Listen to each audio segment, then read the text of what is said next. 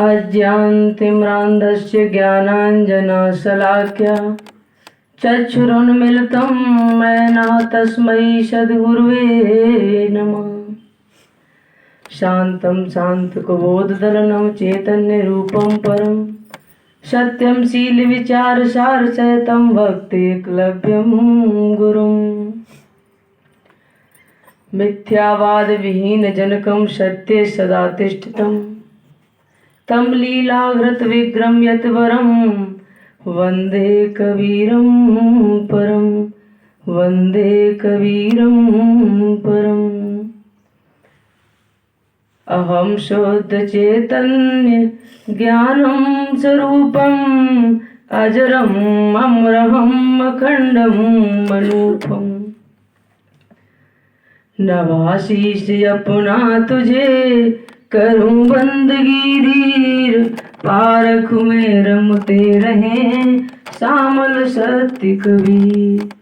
निज स्वरूप जाने बिना भटकत नर कंगाल, तीरथ में डोलत फिरे ज्यों हिरना बेहाल।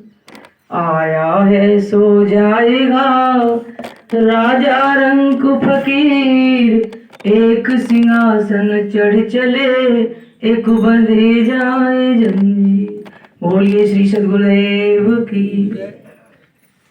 संपूर्ण मानव जात को सत्य पथ पर चलाने वाले संत सम्राट सतगुरु कबीर साहब जी, उसी ज्ञान की ज्योति को हम सभी के हृदय में जलाने वाले सतगुरु श्यामल साहब जी, कासगंज से आए हुए परम संत धीरज साहब जी, सभी भक्त साधक माताएं बहनें एवं बच्चे, अभी आप सत्संग के अमृत का पान कर रहे थे।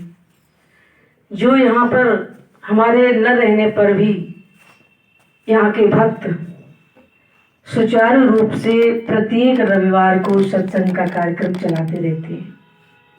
सभी भक्त साधक धन्यवाद के पात्र हैं, जो अपने इस दिव्य गुण से इस क्षेत्र को, इस गांव को उस ज्ञान की गंगा में सराबोर करते रहते हैं। सतगुरु कबीर साहब ने कहा है कि मूस बिलाई एक संग कहो कैसे रह जाए, अचरज एक देखा ऐसा देखा सिंह हस्ती खाए। सतगुरु कबीर साहब कहते हैं कि बड़ा आश्चर्य हो रहा है कि बिल्ली और चूहा दोनों एक साथ कैसे रह सकते, अर्थात नहीं रह सकते। अचरज मुझे हो रहा है देखकर कि हाथी सींग को खा रहा है, जबकि सिंह शेर बहुत फुर्तीला और जंगल का राजा माना जाता है, उसको हाथी खा रहा है। ये बड़े आश्चर्य की बात है। इसकी व्याख्या बाद में करते हुए एक छोटा सा उदाहरण सुनाएंगे। एक संत जी अपनी एक पन्ने में एक लाइन में लिख के रख गए चेला के लिए कि कभी बिल्ली मत पालना। सिर्फ इतनी बात उन्होंने लिख के रख दी और वो चले गए, शरीर छोड़ गए। चेला जब उस आश्रम में रहने लगा, पूरी व्यवस्था देखने लगा, करने लगा, और एक कागज लिखा हुआ अपने गुरु का पाया, जिसमें लिखा था कि चेला राम कभी ये बिल्ली मत पालना, मोटी हेडिंग में लिखा था। बस उसे इतना ही पता था कि गुरु जी कह गए बिल्ली मत पालना, नहीं पालेंगे। काफी समय बाद उसको विचार आया कि इस लाइन के पीछे का रहस्य क्या है और ये कब की बात है, कैसे। जब उसने अन्य भक्तों से चर्चा की तो जो भक्त उनके साथ रहे उनसे बात की तो उन्होंने विस्तार से बताना शुरू किया कि बैठ जाओ, आज पूरी कहानी बताते हैं कि केवल बिल्ली ही पालने के लिए क्यों मना कर गए। कि एक बार हमारे गुरु जी के साथ क्या हुआ कि उनके आश्रम में चूहे पैदा हुए और चूहों ने गुरु जी की लंगोटी को काट दिया। गुरुजी पहनने को जा रहे थे, देखा कि लंगोटी पूरी कटी हुई, कुछ क्रोध भी आया, अब करें क्या, लंगोटी तो पहनना है। तब तक ग्रस्त भक्त आ ही जाते, बैठे होते। क्या हुआ गुरुजी? कि लंगोटी चूहे ने काट दी। इसका 2 मिनट में उपाय है, आप एक काम कर लो। कि क्या? कि चूहों को तो बिल्ली खत्म कर सकती है, आप बिल्ली पाल लो, और मेरे घर में है भी इस टाइम, बताओ हम पकड़ के आपके आश्रम में छोड़ जाए।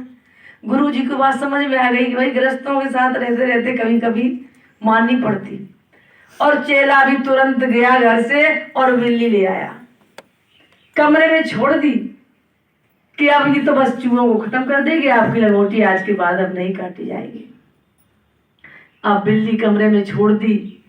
कुछ गांव से अलग आश्रम था, बिल्ली ने चूहे तो खा लिए, अब बिल्ली बेचारी भूखी, या उनका कुछ भोजन रखा हो वो बिगाड़ दे।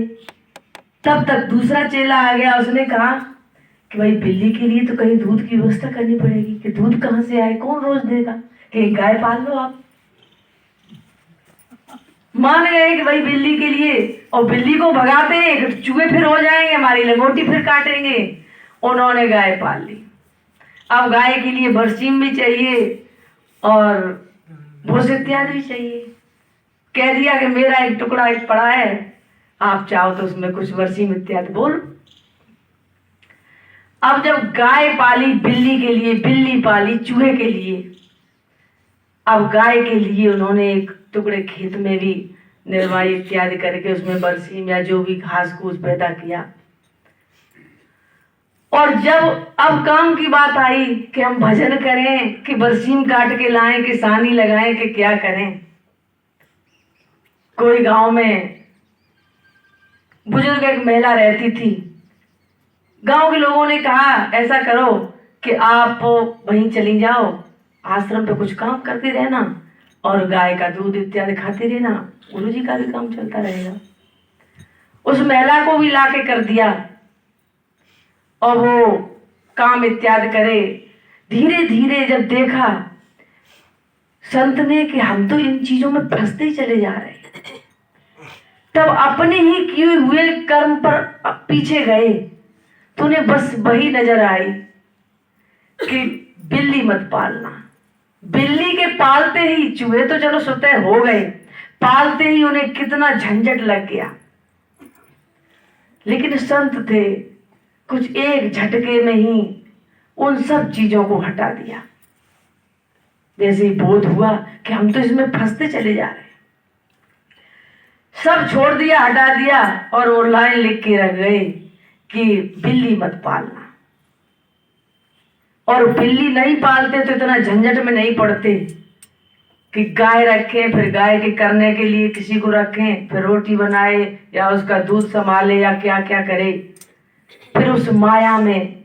और जब कहते नहीं कि जब माया इस जीव के साथ, तन बीच जीव और माया, तन बीच जीव और माया, इस माया के संपर्क में आने ही हम लोग बच नहीं पाते। मूस बिलाई एक संग कहो कैसे रह जाए। तभी सतगुरु कबीर साहब ने कहा है कि बिल्ली और चूहा एक साथ कैसे रह सकते हैं। कि जलेबिन की रखवाली कुतिया करे, रखवाली करेगी कि खाएगी? वो तो खाएगी, उसका स्वाद है। तो बिल्ली आते ही संत की और झंझट बढ़ गए, तो उन्होंने एक लाइन लिख दी। और वही सतगुरु कबीर साहब ने कहा है कि ये दोनों कैसे रह सकते हैं, बिल्ली तो चूहे को खाएगी, खत्म करेगी। एक अचरज ऐसा देखा संतों कि हाथी सिंह खाए।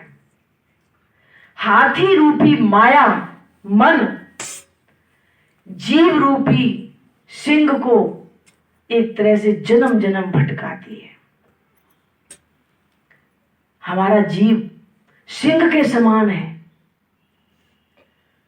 नित उठ सियार सिंह सो जूझे, सुबह उठते ही मेरी जीवात्मा रूपी सिंह और वासना रूपी सियार से जूझता है, लड़ता है और अंत में हार जाता है। इसी को कबीर साहब कहते हैं कि कितना बड़ा आश्चर्य है कि शेर सियारों से हार रहा है। एक सर्वशक्तिमान जीवात्मा इंद्रियों से, मन से, तत्वों से, विषयों से हार के और अपने आप को नतमस्तक करके जन्म जन्म भटकाती है वासनाएं, पता नहीं कहां कहां जन्म ले जाती। इन सब चीजों से बचने के लिए सीधा सीधा सदगुरु कबीर साहब ने रास्ता बताया है कि आप अपने आप को क्यों नहीं पहचानते हो, क्यों नहीं अपने स्वरूप की पहचान करते हो। इन वासनाओं में, इन चीजों में क्यों फंसे हुए हो, क्यों नहीं सत्संग सुन के सदगुरु की सानिध्य करके अपने आप को, अपने स्वरूप की पहचान करते हो। आपने कई एक बार इस उदाहरण को सुना होगा कि कोई शेर धोखे से भेड़ और बकरियों में आ जाता है और अपने आप को भेड़ और बकरियां समझने लगता है। जब दूसरा शेर उसे इशारा करके जल के किनारे ले जाता और कहता है कि तू शकल देख, तू मेरी तरह है, सिंह जंगल का राजा है, तू मेरी तरह चिल्ला सकता है, भयभीत कर सकता है, लेकिन तू अपने स्वरूप को भूला है कि मैं कौन हूं। अपने स्वरूप को भूलने के कारण तू किन चीजों में फंसा है। हम जिन चीजों के संपर्क में रहते हैं उन चीजों का असर मेरे ऊपर हो जाता है, क्योंकि एक आकर्षण होता है, ये प्रकृति का आकर्षण। सदगुरु कबीर साहब ने एक जगह और कहा है कि पुरुष रचनता नार्य है और नार्य रचनता पुरुष। पुरुष है पुरुषा जो रचे ते बिरला संसार। यानी ये प्रकृति में जो चीजें बनी हैं उन्हीं प्रकृति की चीजों से मेरा शरीर बना है और इस शरीर का आकर्षण प्रकृति की तरफ होगा ही। और इस शरीर के अंदर पुरुष उस आत्मा को कहा गया है। इस शरीर के अंदर युगों युगों से मेरी आत्मा इस शरीर के बंधन में तो है। पता नहीं कितने युग बीत गए तब से हम जन्म धारण करते आ रहे हैं। शरीर बदल जाते हैं, कभी स्त्री का, कभी पुरुष का, कभी पशु पक्षी अन्य अन्य योनियों का, लेकिन शरीर रहता तो है। मेरी जो अंदर की जो जीवात्मा है, शरीर धारण कर करके इसने अपने आप को उस भेड़ों की तरह, शेर ने भेड़ मान लिया अपने आप को, भेड़ों की तरह वो चारा चरने लगा, वही कान पकड़ के वो गड़रिया जहां बांध देता बंध जाता है, जो खिलाता खा लेता है। भूल गया अपने स्वरूप को कि हम शेर हैं, भेड़ बन गया। इसी तरह ये जीव बहुबंधन से बांध दिया एक बेचारा जीव, केवल छूटे आपने कह छुड़ावे। एक नहीं बहुबंधन, हजारों बंधन, 5 तत्व के बंधन, 25 प्रकृति के बंधन, 3 गुणों के बंधन, 10 इंद्रियों के बंधन, 4 अंतःकरण के बंधन, और इसके बाद भी तमाम बंधन, छोटे मोटे राग द्वेष, इनके बंधनों से, बहुबंधन से बांध दिया एक बेचारा जीव। आत्मा एक ही है और ये बंधन हजारों है हर चीज के। केवल छूटे आपने, कै सत्संग सुन के, सदग्रंथों का अध्ययन करके, अपने शुभ कर्म करके स्वयं उसे ऐसा बोध हो जाए, क्या छुड़ावे पीव, क्या अपने आप को बिल्कुल नतमस्तक कर दे, आत्मसमर्पित कर दे कि गुरुदेव आप जानो, आप जो कहो वो करेंगे। आप कहो साधना करें, साधना करेंगे, आप कहो सेवा करें, सेवा करेंगे, आप कहो कि फलानी जगह चले जाएं तो चले जाएंगे, नहीं यहां बैठे।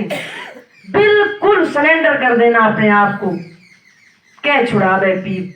तो फिर गुरुजी कह देते हैं बिल्कुल ऐलान करके कि अब हमने जाना तुझे। अब ऐसा संस्कार जब हो तो इतने बंधनों से बंधने के बाद मुझे सदगुरु छुड़ा सकते हैं, या वो ज्ञान, मेरा अपना स्वयं का विवेक, वो छुड़ा सकता है। ये जो भी प्रकृति के तत्व हैं, जैसे 5 तत्वों से हमारे ये 5 विषय निकले, पृथ्वी, जल, वायु, अग्नि, आकाश, और इनसे 5 विषय निकले, शब्द, स्पर्श, रूप, रस, गंध। पृथ्वी से गंध निकली, अग्नि से रूप निकला, वायु से 2 निकले, स्पर्श और शब्द, जल से रस निकला।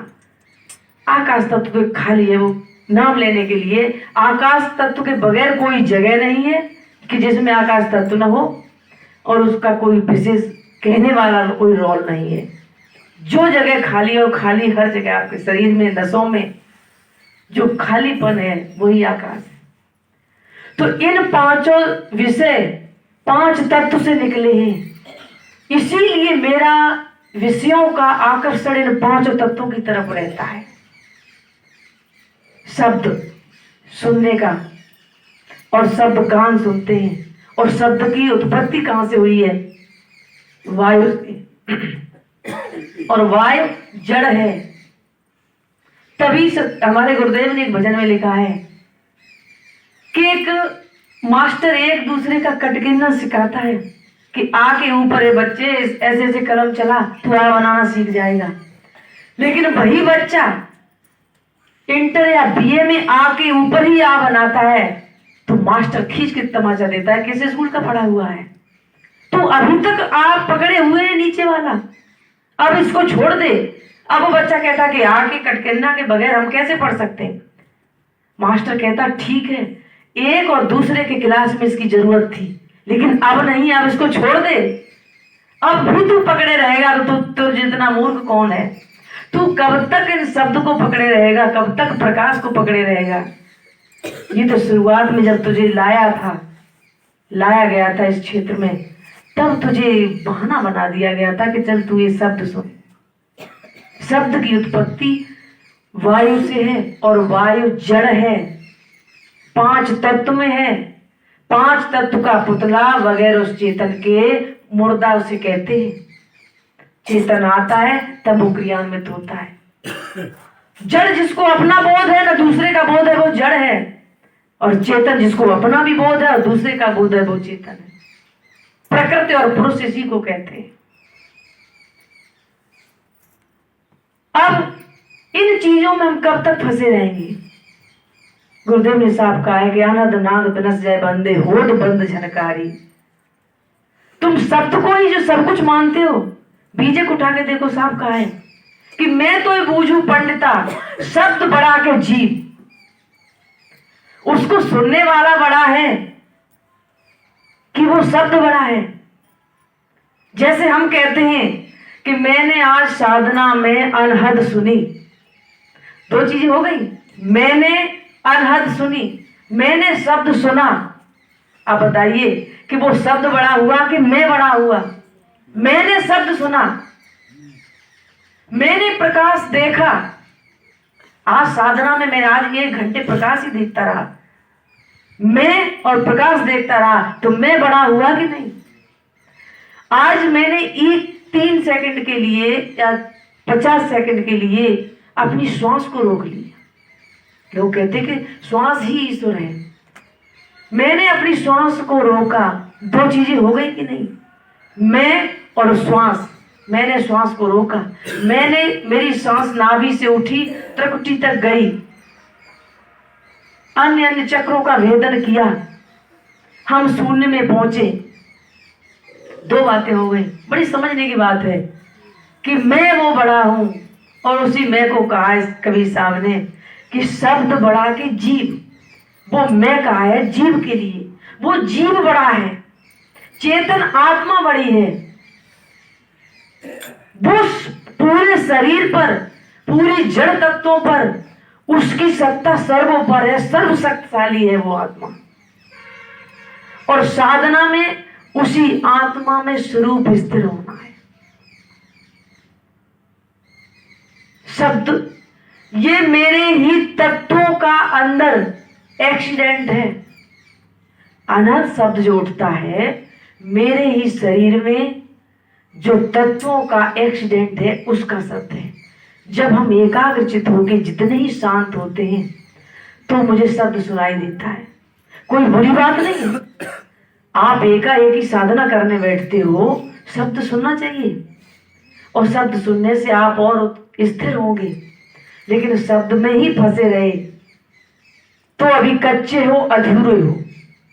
इससे ऊपर पहुंचना, यदि ऊपर कुछ नहीं होता तो मेरे गुरुदेव लिखते ही नहीं कि अनहद नाद बनस जय बंदे होत बंद झनकारी, सखी निकल चलो उस पार पिया की सेज बिछी प्यारी। सखी कहा गया है अंतःकरण के चारों को।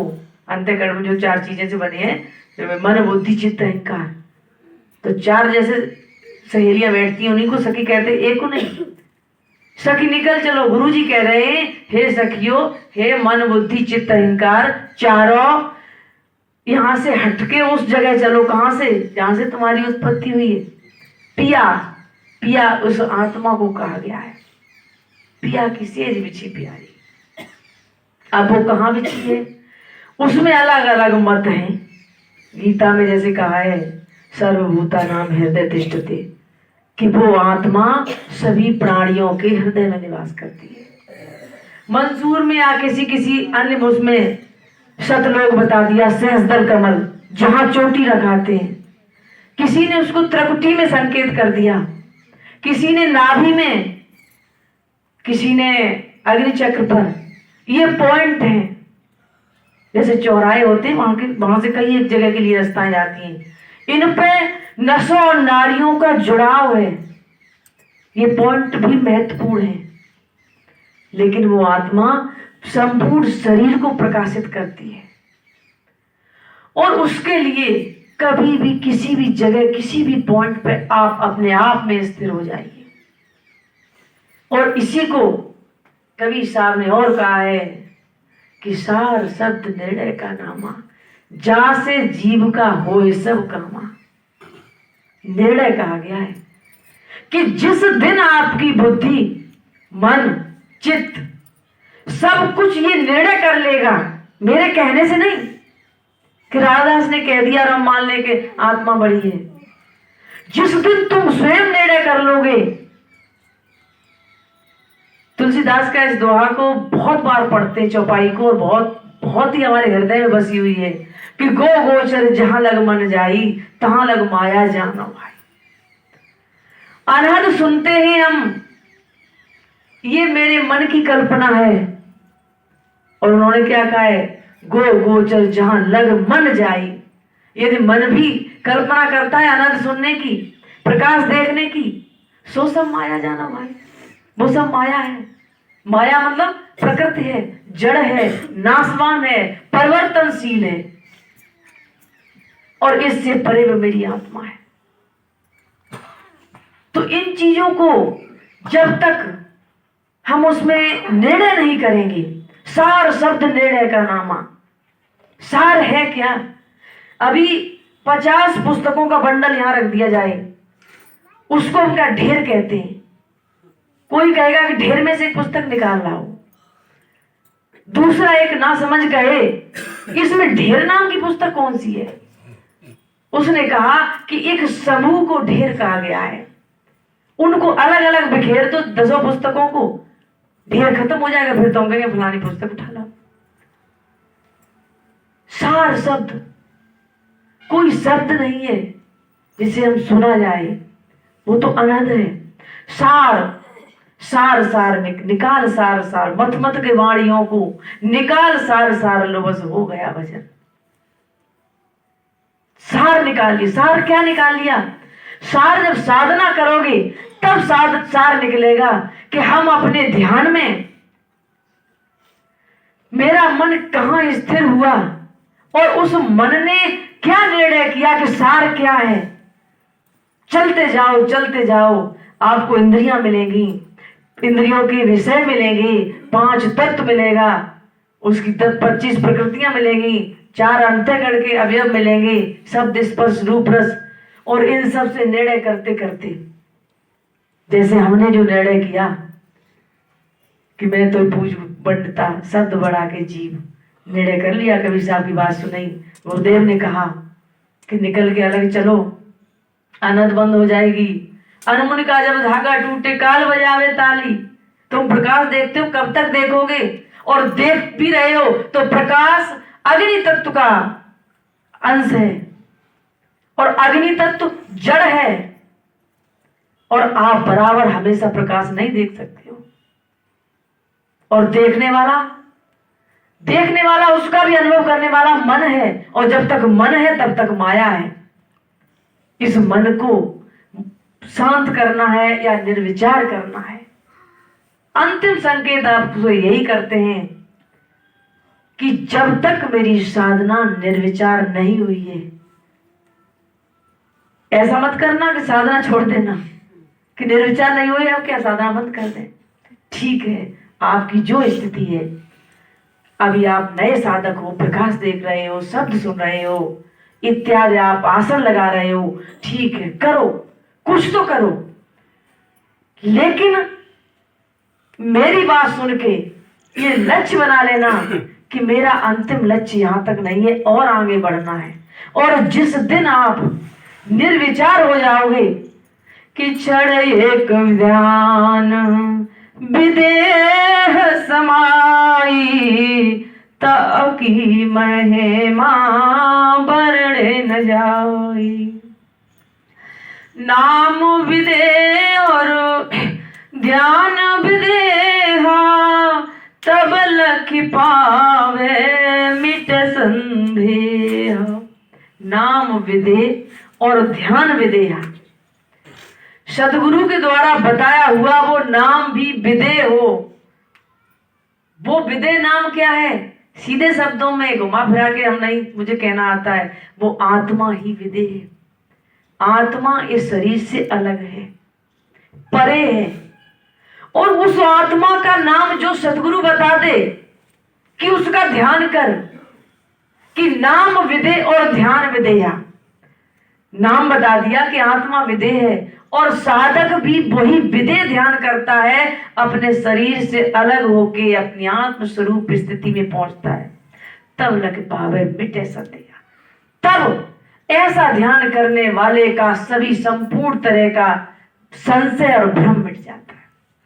संशय भ्रम करो मत भाई, जा से जीव दगा मिट जाए।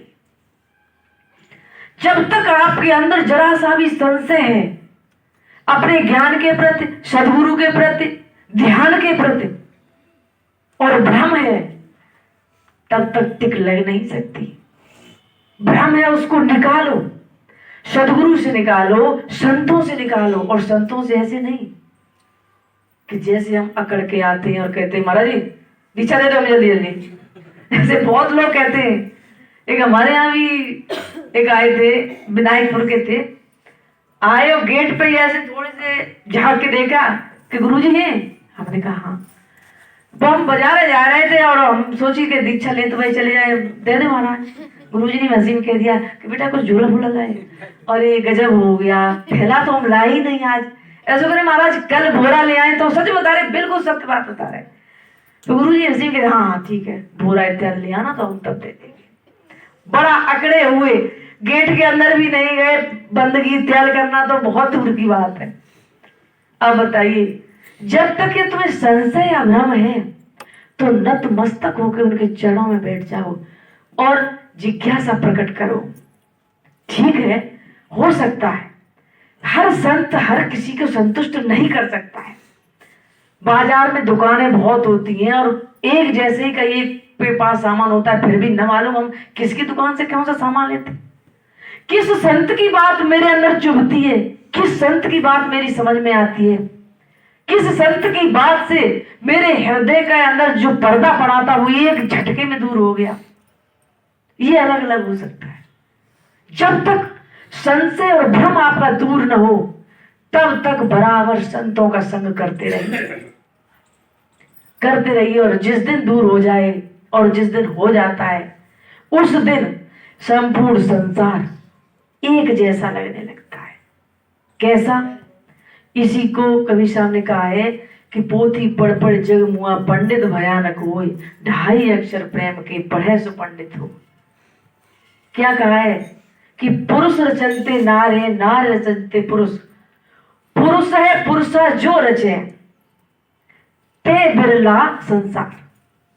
पुरुष ही पुरुषा, जैसे प्रकृति और पुरुष होता है, हमारा आकर्षण हर जीव का प्रकृति की तरफ होता है और प्रकृति का जीव की तरफ होता है। लेकिन जिस पुरुष का, पुरुष माने आत्मा का, जिस आत्मा का आकर्षण प्रेम आत्मा की तरफ हो जाए, पुरुष है पुरुषा जो रचे, ते बिरला संसार, वो इस संसार में बिरला जीव है, पुरुष है। बोलिए श्री सद्गुरुदेव की। वो प्रेम सद्गुरु कबीर साहब ने कहा है कि 2.5 अक्षर प्रेम के पढ़े सो पंडित हो। जिसने उस आत्मा से प्रेम किया और जिसने अपनी आत्मा से प्रेम किया, उसे सभी की आत्माओं से प्रेम हो जाता है, वो प्रिय होता है। वो व्यक्ति फिर किसी के स्वभाव से नफरत नहीं करता। ठीक है, अभी आनंद बैठा है, ये मठा में रोटी मींज के खाता है और मुझे नहीं पसंद है, लेकिन इसका मतलब ये थोड़ी कि इसके मठा में रोटी मीजने से हम इससे नफरत करने लगे। मठा में रोटी मीजना ये प्रकृति है, स्वभाव है उसका। लेकिन पुरुष कौन है? पुरुष इसकी आत्मा है। और यदि मैंने अपनी आत्मा को समझा, मैंने अपने पुरुष की आत्मा को समझा, पुरुष ही आत्मा है, तो इसकी आत्मा को से हम प्रेम कर सकते हैं, ना कि इसके स्वभाव से। मठा की रोटी खाना इसका स्वभाव, इसका पर्सनल स्वभाव है। इसकी मठा की रोटी खाने से हम इससे क्यों नफरत करें? कोई क्रोधी स्वभाव का होता है, कोई नरम स्वभाव का होता है, कोई कुछ खाता है, कोई कुछ खाता है, कोई गाड़ी में जाता है, कोई मोटरसाइकिल में जाता है, ये उसकी पर्सनल समस्या है। उसके कारण यदि हम उससे प्रेम या नफरत करते हैं, तो यही कहा गया है कि पुरुष रचनते नारे, नारे रचनते पुरुष। इसका मतलब हम उसकी प्रकृति से, उन जड़ तत्वों से प्रेम कर रहे हैं कि फलाने व्यक्ति से गाड़ी है, तब उन्होंने अच्छा स्वागत कर देगा, भैया आगे निकल जा फ्रंट में, और साइकिल से आया है कि भाई तो तुझे पीछे जा। तो इसका मतलब क्या है कि हम, मेरी आत्मा रूपी पुरुष प्रकृति रूपी उस नारी से स्नेह कर रही है। और जब मेरा अपने पुरुष, मेरी आत्मा अपने आप को पहचान जाती है, फिर उस संपूर्ण संसार में उसका कोई एक भी दुश्मन नहीं होता है, एक भी उसका कोई द्वेष, भेदभाव, कोई भी घृणा इत्यादि का कोई एक भी व्यक्ति नहीं होता है। ठीक है, वो जो खाता है पीता है, मुझे नहीं पसंद, हम नहीं खाएंगे पिएंगे। वो जहां जाता है, मुझे नहीं पसंद, हम नहीं जाएंगे। वो गाली देता है, हम ऐसे मौके पे नहीं पड़ेंगे जो वो मुझे भी गाली दे। वो व्यक्ति निंदा करता है, हम नहीं करेंगे, मेरा वो स्वभाव नहीं है। लेकिन वो एक आत्मा है, एक जीव है। मेरी अपने से प्रेम है तो उससे भी प्रेम करो। और प्रेम जो करते हैं, 2.5 अक्षर प्रेम के पढ़े सो पंडित, वही पहचान सकता, जान सकता है। मैं अपनी वाणी को इन्हीं शब्दों के साथ विराम देते हैं। बोलिए श्री सद्गुरुदेव की। अभी लगभग 25-26 तारीख तक हम यहीं रुकेंगे, बराबर हर इतवार को सत्संग होगा। और पिछले दीपावली के दिन भी आप सब लोगों ने सहयोग किया। साहेब धीरज साहब जी से का बहुत बहुत धन्यवाद करेंगे।